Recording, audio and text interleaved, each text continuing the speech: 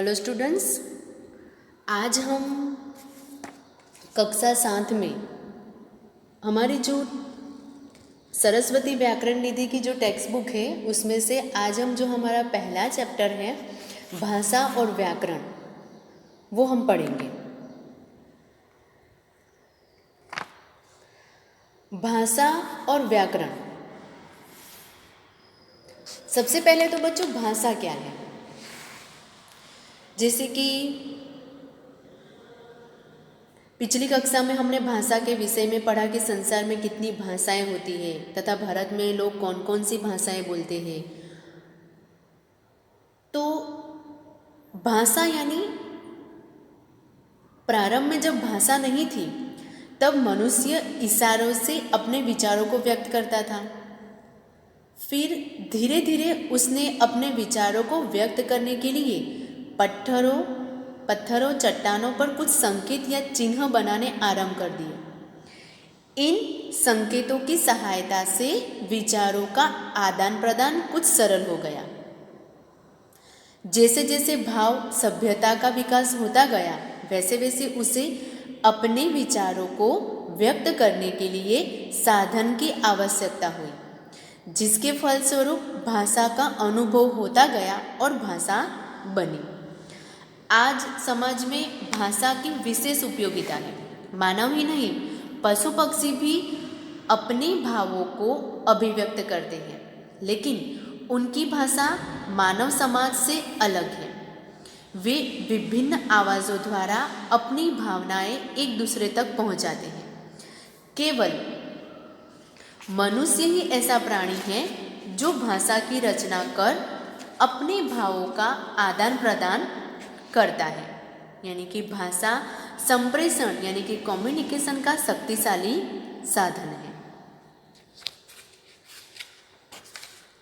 भाषा शब्द संस्कृत की भाष धातु से बना है, जिसका अर्थ होता है बोलना। बोलचाल की भाषा ही मूल भाषा होती है। जैसे बच्चों आपकी टेक्स्ट बुक के अंदर कुछ उदाहरण दिए गए हैं, तो उसके द्वारा हम भाषा को समझते हैं। सबसे पहले दिया गया है, प्रगति मैदान में अंतर विद्यालय विज्ञान मेले का आयोजन किया गया। लोगों तक इस बात की सूचना समाचार पत्र द्वारा पहुंची। राजीव ने भी समाचार पत्र पढ़कर विज्ञान मेले के विषय में जाना। वह अपने सहपाठियों तथा अध्यापक के साथ मेला देखने गया। अध्यापक ने मेले में रखे विभिन्न मॉडलों के विषय में राजीव तथा उसके मित्रों को बताया। विद्यालय आकर सब छात्रों ने इसे मेले के विषय में रिपोर्ट तैयार की। सर्वश्रेष्ठ रिपोर्ट होने के कारण राजीव को अध्यापक ने विशेष प्रशस्ति पत्र प्रदान किया।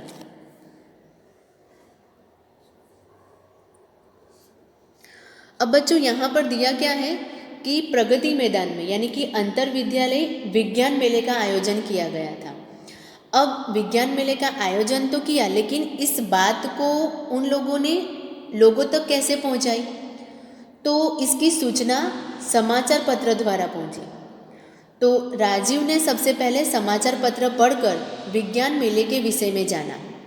वह अपने सहपाठियों तथा अध्यापक के साथ मेला देखने गया।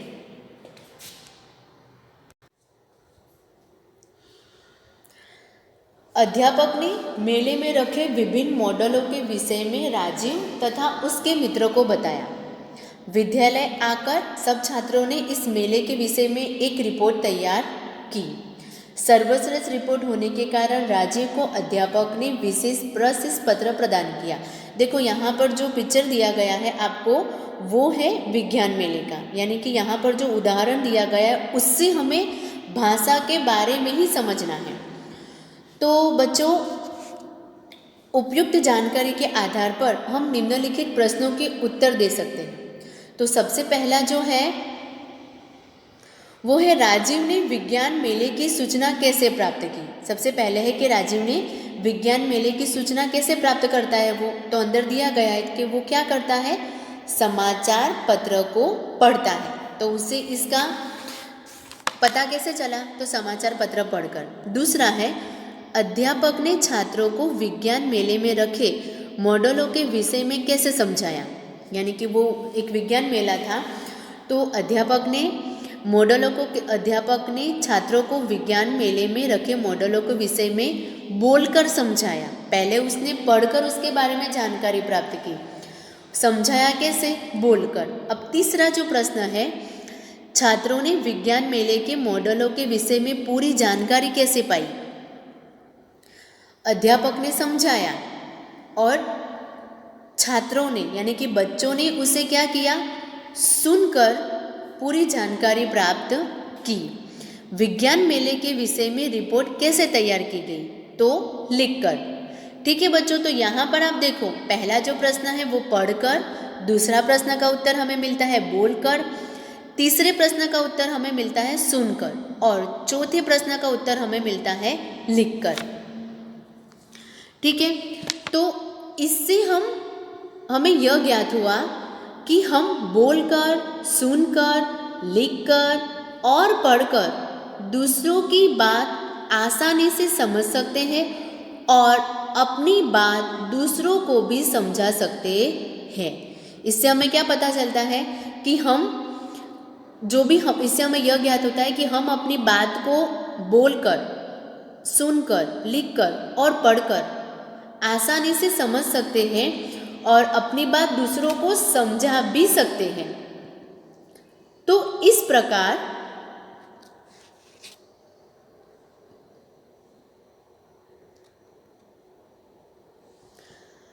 प्रकार भाषा की जो परिभाषा कुछ इस प्रकार होती है कि भाषा वह साधन है जिसके द्वारा मनुष्य बोलकर, सुनकर, लिखकर या पढ़कर अपने विचार दूसरों पर प्रकट करता है तथा दूसरों के विचार ग्रहण करता है। भाषा वह साधन है जिसके द्वारा मनुष्य क्या करता है? बोलकर, सुनकर, लिखकर या पढ़कर अपने विचार दूसरों पर प्रकट करता है और तथा दूसरों के विचार वह ग्रहण भी कर सकता है। तो ये हुई हमारी भाषा की परिभाषा जो आपको आनी चाहिए। तो यहाँ पर बच्चों हमने भाषा क्या है पहले उसके बारे में जाना, फिर हमने जो विज्ञान मेला है उस विज्ञान मेले के बारे में हमने पूरा उदाहरण देखा। जो उदाहरण बताया गया उससे हमें पढ़कर, बोलकर, सुनकर और लिखकर यानी कि हम अपनी बात समझ भी सकते हैं और दूसरों को समझा भी सकते हैं। तो इस आधार पर हमने क्या देखा? ये भाषा की परिभाषा हमने यहाँ पर देखी।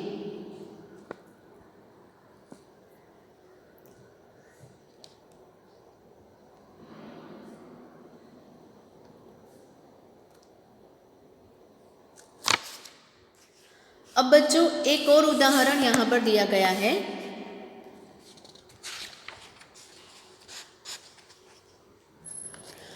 गौतम एक होनहार छात्र है। वह कक्षा में प्रथम आता है, यथा समय व्यायाम करता है, मनोरंजन के लिए भी दिन भर में 1 या 2 घंटे निकाल ही लेता है।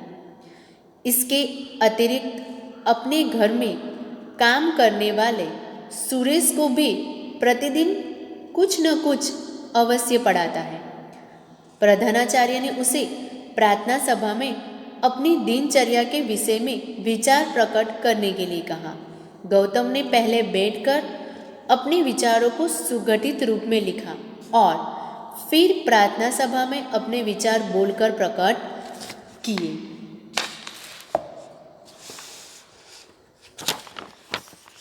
अब यहाँ पर गौतम नाम का एक छात्र है यानी कि एक स्टूडेंट है, वह कक्षा में प्रथम आता है। यथा समय यानी कि वो कक्षा में प्रथम आता है, वो व्यायाम भी करता है, मनोरंजन के लिए भी दिन भर में 1 या 2 घंटे वो निकाल ही लेता है। इसके अतिरिक्त अपने घर में काम करने वाले सुरेश को भी प्रतिदिन कुछ न कुछ वो अवश्य पढ़ाता है, जिसे यहाँ पर आपको चित्र में दिखाई दे रहा है। प्रधानाचार्य ने उसे अपने प्रार्थना सभा में अपनी दिनचर्या के विषय में यानी कि वो प्रथम आता है, वो व्यायाम भी करता है, वो मनोरंजन के लिए भी समय निकालता है। इसके अलावा वो अपने घर में काम करने वाले सुरेश को भी पढ़ाता है। तो जो प्रधानाचार्य है उन्होंने उसे अपनी दिनचर्या के विषय में विचार प्रकट करने के लिए कहा कि पूरा दिन तुम क्या करते हो, कैसे करते हो, वो बताने के लिए कहा। तो पहले तो गौतम क्या करता है, बैठ जाता है और बैठकर अपने विचारों को सुगठित रूप में वो पहले लिख लेता है। और फिर जब प्रार्थना सभा होती है तो प्रार्थना सभा में वो अपने विचार बोलकर उसे प्रकट करता है। तो बच्चों यहाँ पर हमने दो उदाहरण देखे, एक है विज्ञान मेला और दूसरा हमने यहाँ पर गौतम के बारे में देखा।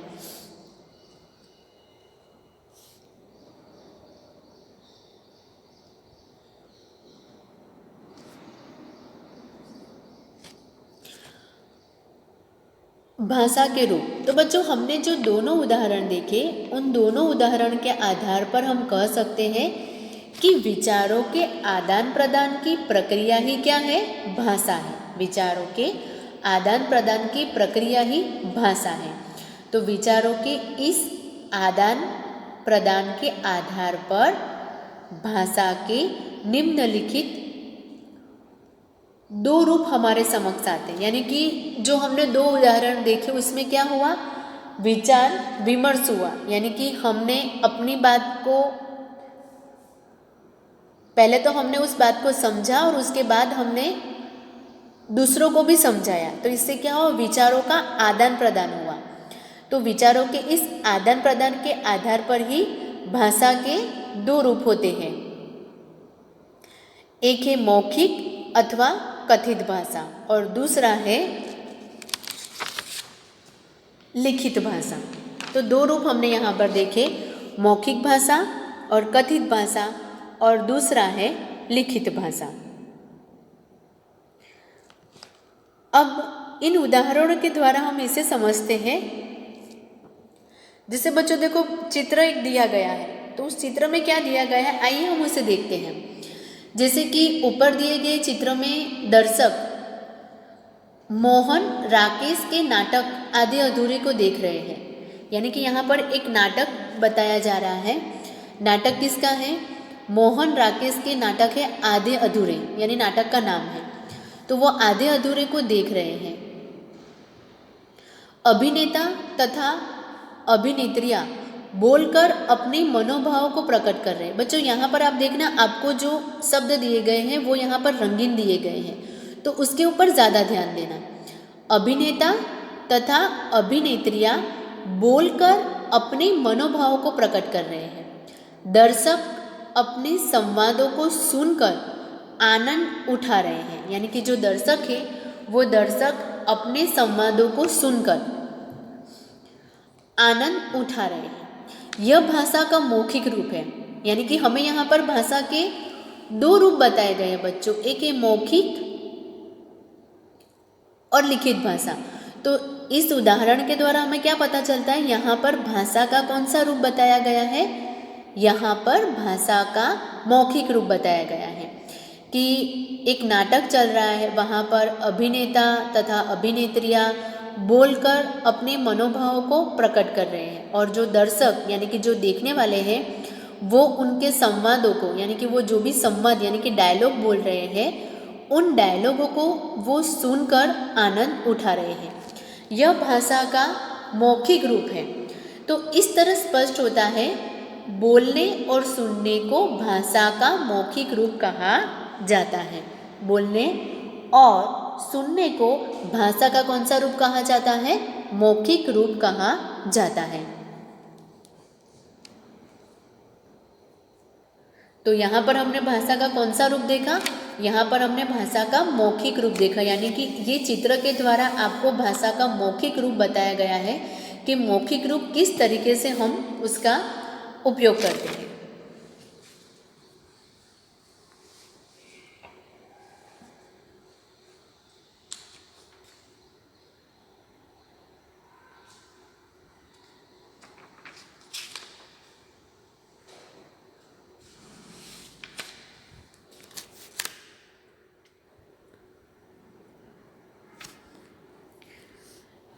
एक और उदाहरण बच्चों यहाँ पर दिया गया है, ये एक चित्र यहाँ पर दिया गया है। छुट्टियों में अनिरुद्ध को भारतीय संस्कृति पर प्रोजेक्ट बनाने के लिए कहा गया, यानी कि छुट्टियाँ थी तो छुट्टियों में अनिरुद्ध को भारतीय संस्कृति पर एक प्रोजेक्ट तैयार करने के लिए कहा, यानी कि बनाने के लिए कहा। तो ऊपर दिए गए चित्र में अनिरुद्ध पुस्तकालय में बैठा विभिन्न पुस्तकों से सूचना एकत्र कर प्रोजेक्ट तैयार कर रहा है, यानी कि अनिरुद्ध क्या कर रहा है, पुस्तकालय यानी कि लाइब्रेरी में वो बैठा हुआ है और विभिन्न पुस्तकों से सूचना एकत्र कर वो प्रोजेक्ट तैयार कर रहा है। छुट्टियों के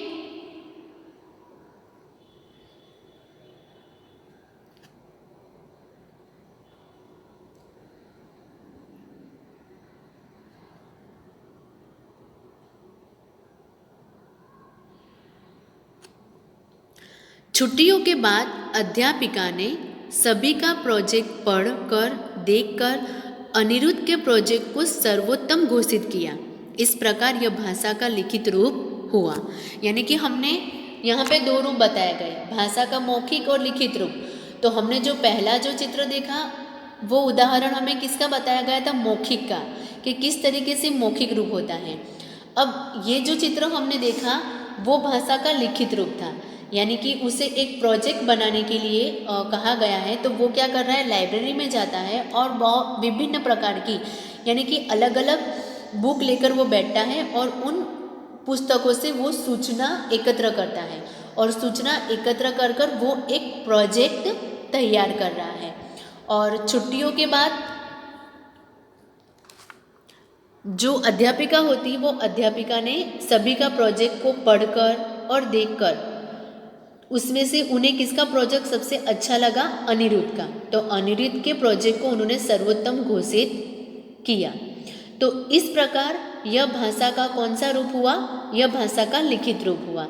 तो लिखित भाषा किसे कहते हैं, इस आधार पर भाषा की लिखित भाषा है भाषा का वह रूप जिसमें लिखकर या पढ़कर विचारों का आदान प्रदान हो, वह लिखित भाषा कहलाती है। भाषा का वह रूप जिसमें लिखकर या पढ़कर विचारों का आदान प्रदान हो, वह लिखित भाषा कहलाती। ये हुई हमारी भाषा की लिखित भाषा, यानी कि इसकी जो परिभाषा है वो आपको आनी चाहिए कि भाषा किसे कहते हैं, भाषा की परिभाषा क्या है, भाषा के कितने रूप होते हैं। भाषा के दो रूप होते हैं, मौखिक और लिखित भाषा। मौखिक भाषा किसे कहते हैं, लिखित भाषा किसे कहते हैं। तो ये सारी जो परिभाषा जो यहाँ पर मैं आपको बता रही हूँ वो परिभाषा आपको आनी चाहिए और वो आपको लर्न करनी है।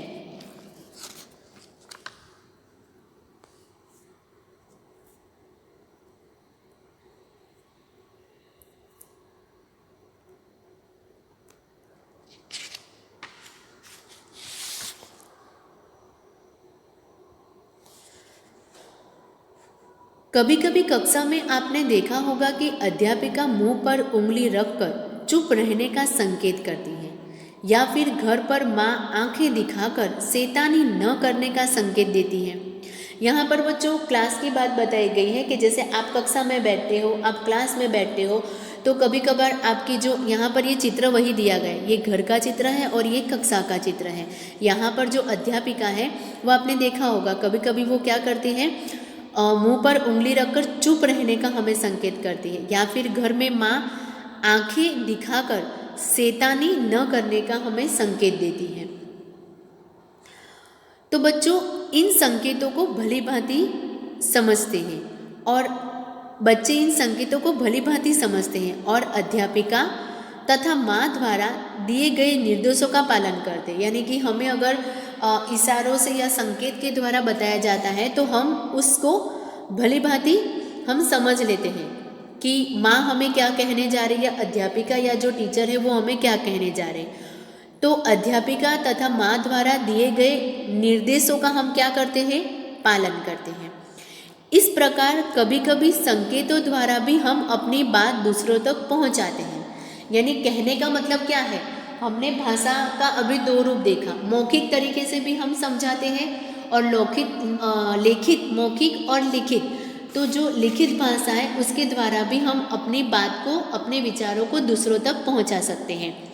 तो इस उदाहरण के द्वारा कहने का मतलब इतना ही है कि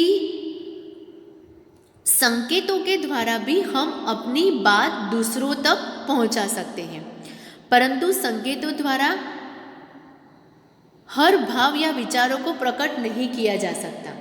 यहाँ जहाँ पर हम उन अपने भाव को, विचार प्रकट कर सकते हैं संकेतों के द्वारा, लेकिन हर भाव या विचार को प्रकट नहीं किया जा सकता। इसलिए संकेत द्वारा भाव या विचार को व्यक्त करने की विधि को महत्व नहीं दिया जाता। यानी कभी कभार हम संकेतों के द्वारा अपने विचार प्रकट कर सकते हैं, लेकिन हर भाव या हर विचार को हम उससे प्रकट नहीं कर पाते हैं। इसलिए संकेत द्वारा भाव या विचार को व्यक्त करने की जो विधि को महत्व नहीं दिया जाता। यहाँ पर एक बात विशेष ध्यान देने योग्य है।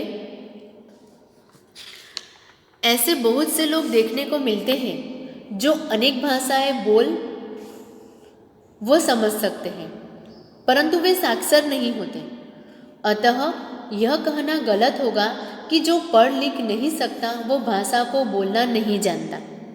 यानी यहाँ पर एक बात विशेष ध्यान देना है बच्चों कि जैसे बहुत से लोग देखने को मिलते हैं कि जो अनेक भाषाएं बोल भी सकते हैं और समझ भी सकते हैं, परंतु वे साक्षर नहीं होते हैं।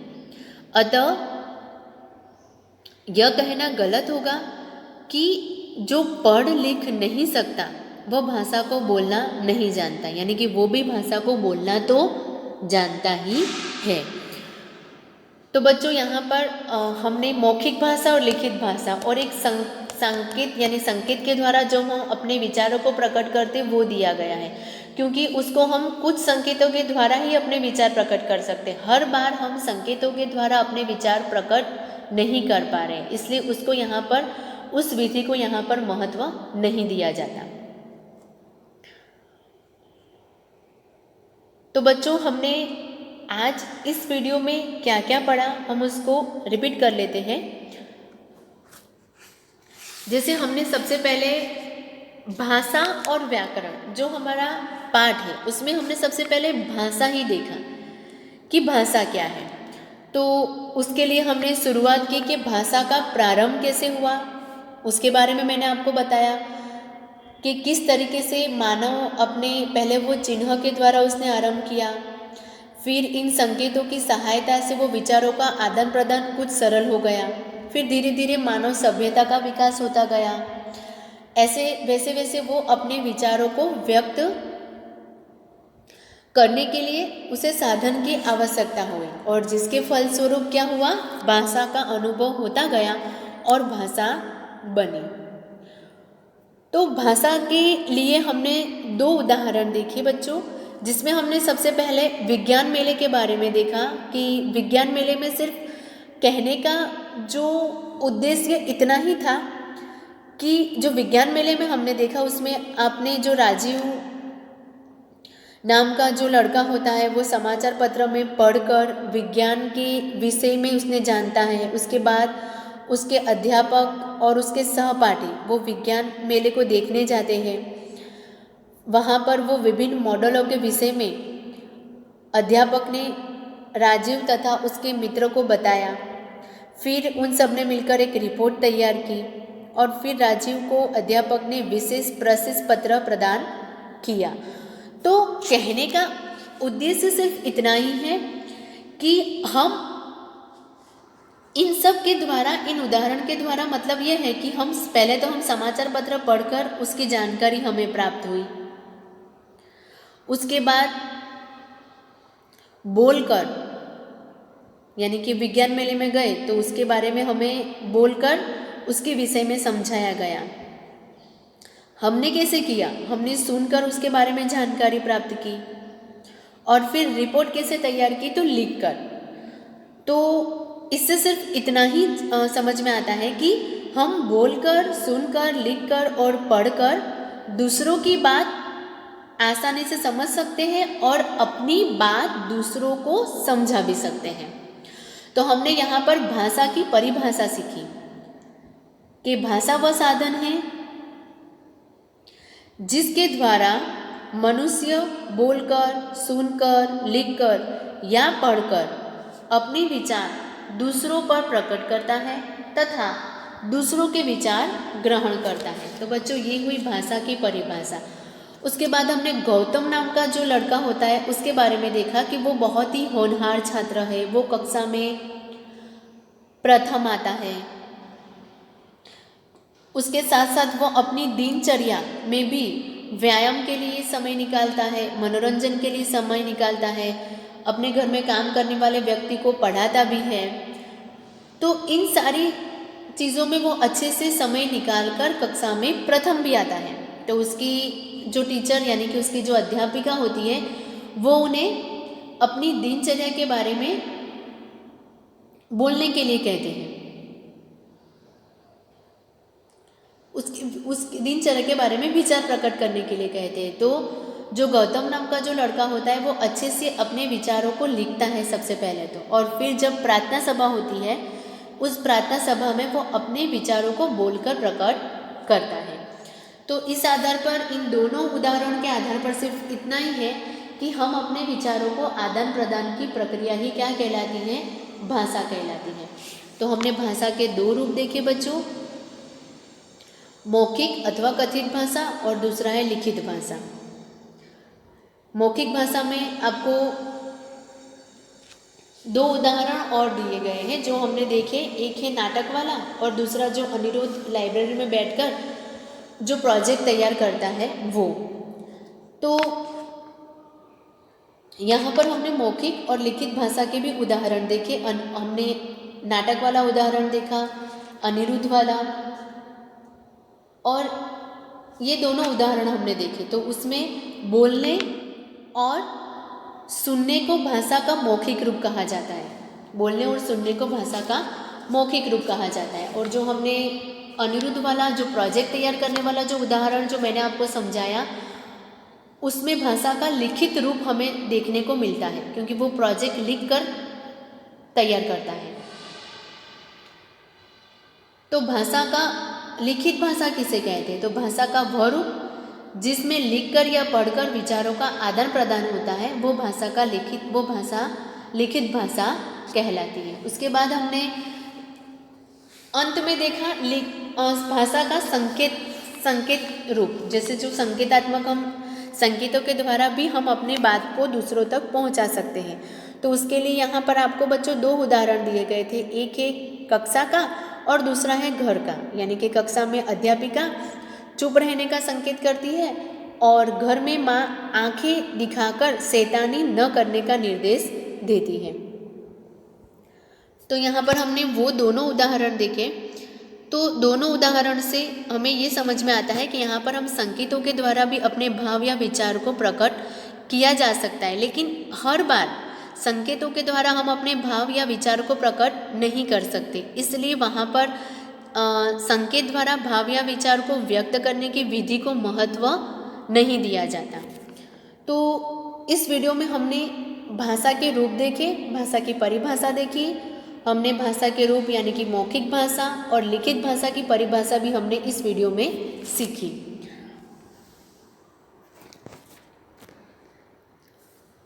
तो बच्चों हमने आज इतना देखा, तो आज हम भाषा और व्याकरण में इतना ही पढ़ेंगे। इसी पाठ के अंदर जो टॉपिक्स हमारे हैं उन टॉपिक को हम नेक्स्ट वीडियो के अंदर पढ़ेंगे। तो आज हमने भाषा की परिभाषा, भाषा के रूप, मौखिक भाषा, लिखित भाषा, मौखिक भाषा की परिभाषा और लिखित भाषा की परिभाषा, इन सारी परिभाषाओं को हमने समझा।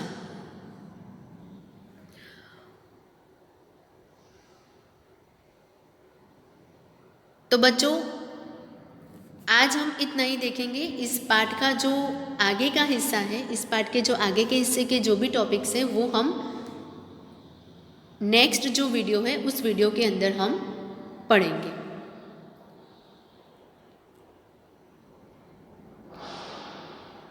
Thank you.